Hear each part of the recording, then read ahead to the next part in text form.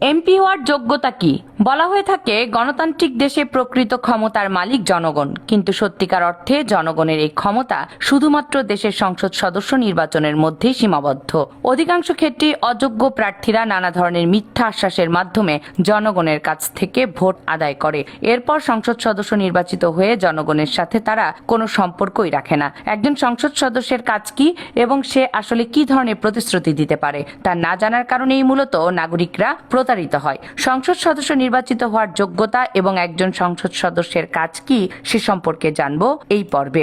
বাংলাদেশের সংবিধানের ৬৬ নম্বর অনুচ্ছেদে সংসদ সদস্য হওয়ার যোগ্যতার পাশাপাশি অযোগ্যতাও ব্যাখ্যা করা হয়েছে। সংবিধান বলছে কোনো ব্যক্তি সংসদ সদস্য হওয়ার জন্য প্রথমত তাকে বাংলাদেশের নাগরিক হতে হবে এবং দ্বিতীয়ত তার বয়স কমপক্ষে ২৫ বছর পূর্ণ হতে হবে।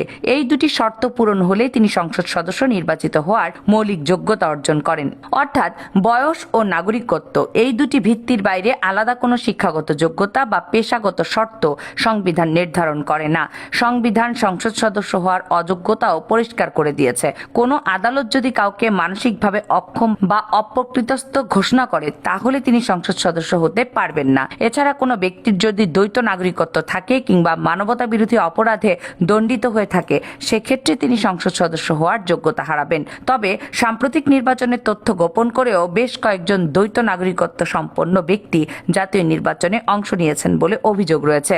সহজ করে বললে সংবিধান সংসদ সদস্য হওয়ার দরজা খুব বেশি সংকীর্ণ করেনি, আর সে কারণেই অশিক্ষিত, চাঁদাবাজ, দুর্নীতিবাজ ব্যক্তিরা অনায়াসে সংসদ সদস্য হতে পারছে।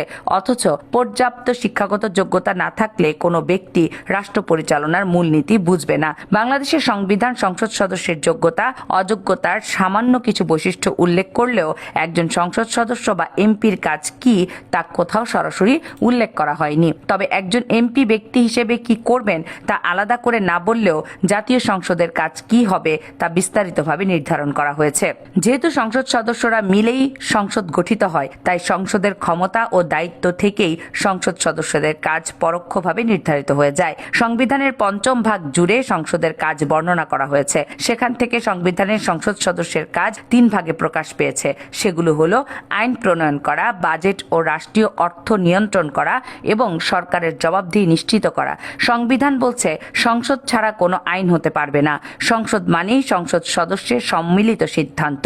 ফলে আইন প্রণয়ন করা সংসদ সদস্যের সাংবিধানিক দায়িত্ব। প্রতিরক্ষা, প্রশাসন, নির্বাচন কমিশন এবং সরকারি অন্যান্য কমিশন সহ রাষ্ট্রের গুরুত্বপূর্ণ কাঠামো কিভাবে চলবে সে বিষয়ে আইন ও নীতিমালা প্রণয়নও সংসদের এখতিয়ারভুক্ত।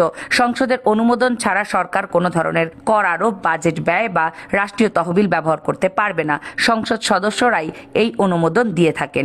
এছাড়া সংবিধান অনুযায়ী প্রধানমন্ত্রী ও সরকার সংসদে আস্থার উপর নির্ভরশীল।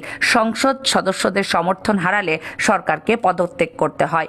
সংসদ সদস্যদের কাজ নিয়ে বেশ কিছু ভুল বোঝাবুঝির জায়গা আছে। নির্বাচনের প্রার্থীরা আসলে এইসব বিষয় ভালোভাবে জানে না বলেই তারা জনগণকে বিভ্রান্তিতে ফেলে। সংবিধানের কোথাও লেখা নাই এমপি রাস্তা বানাবেন, ব্রিজ বানাবেন কিংবা চাকরি দেবেন।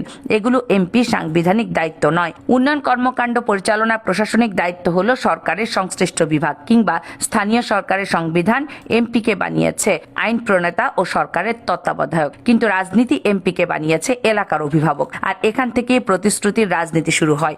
অন্যদিকে ভোটাররা ভোট দেওয়ার আগে চিন্তা করে না যে আমার এলাকার প্রার্থী সংসদে গিয়ে জনগণের প্রতিনিধিত্ব করতে পারবে কিনা। কোনো আইন প্রণয়নের সময় তিনি দেশের স্বার্থ দেখবেন নাকি দলীয় বা ব্যক্তি স্বার্থ হাসিলে ব্যস্ত হয়ে পড়বেন।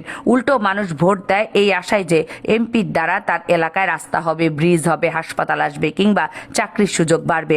এমন অবস্থায় এমপি প্রার্থীরাও উন্নয়নের প্রতিশ্রুতি না দিলে তারা বাস্তব রাজনীতিতে টিকে থাকতে পারবে না।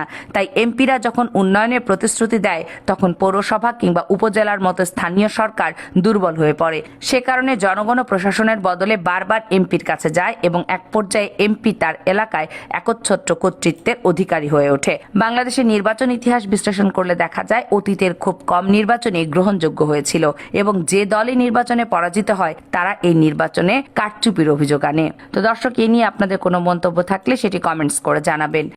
কামরুন নাহার, রাখি, কেএনআর মিডিয়া।